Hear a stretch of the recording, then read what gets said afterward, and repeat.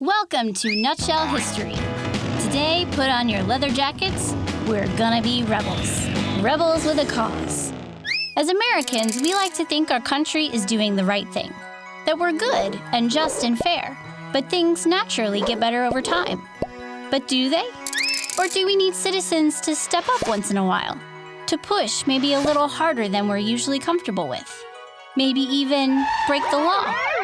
We're going to take a look at some Americans who defied the government, who broke the law because they believed the law was wrong. But in each case, they believed the action was necessary to inform the American people of wrongdoing, to promote a more open society, or to call attention to an unjust law. And in almost every case, these people were condemned for their actions. But sometimes, after time passes, we change our minds. Americans often praise conscientious lawbreakers in retrospect for helping to make our nation stronger. Let's start in 1845, New England. Henry David Thoreau likes nature. He takes walks, writes about farming, mostly keeps to himself.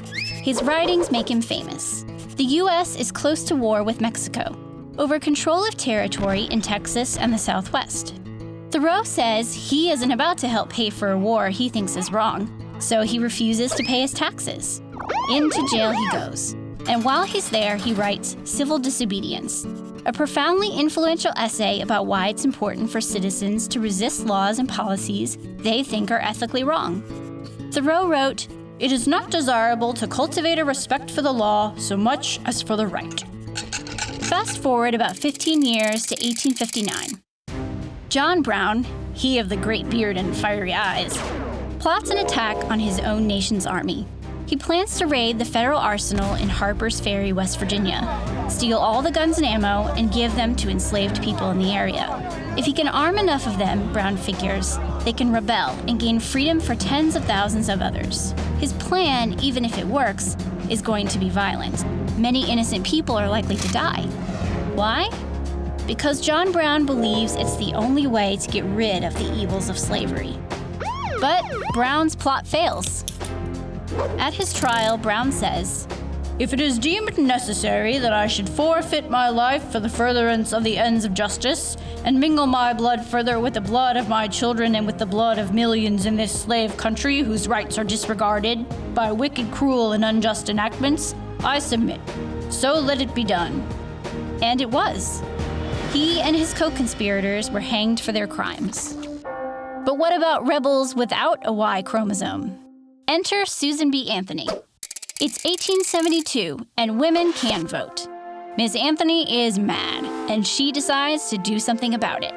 She leads a group of women who show up at a polling place in Rochester, New York, intending to vote. After threatening to sue the poll inspectors, she's allowed in to vote. But a week after casting her ballot, Anthony is arrested for voting illegally. Before her trial, she spoke out publicly. "I not only committed no crime, but instead simply exercised my citizen's right." An unsympathetic judge convicted her and fined her $100 plus court costs.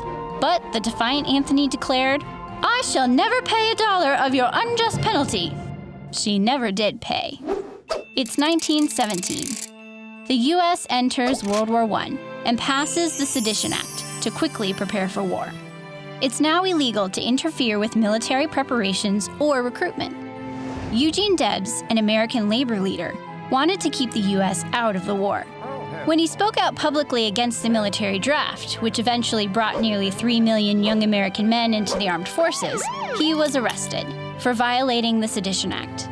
It wasn't worse than anything a talking head might say on TV today, but in 1919, it got Debs a 10-year prison sentence. While locked up, Debs ran for president and received almost 1 million votes. After the war, more Americans came to believe the Sedition Act had gone too far. Congress repealed it in 1920. Let's move on to another war and another rebel. The time was 1971. The war was in Vietnam, where America was fighting to stop the spread of Soviet-style communism.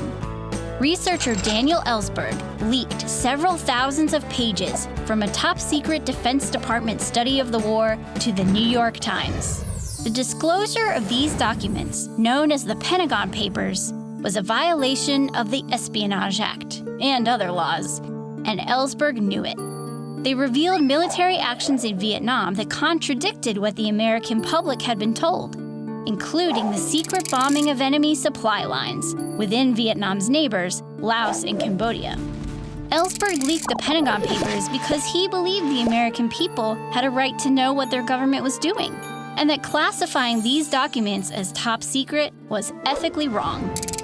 Ellsberg said, "I felt that as an American citizen, as a responsible citizen, I could no longer cooperate in concealing this information from the American public."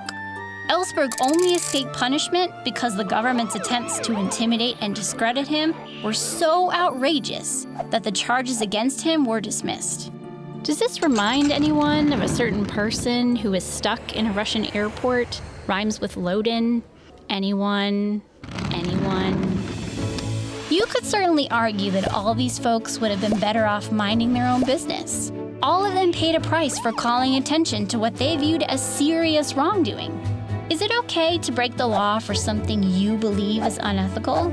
Or is breaking the law always wrong? Are you a rebel with a cause?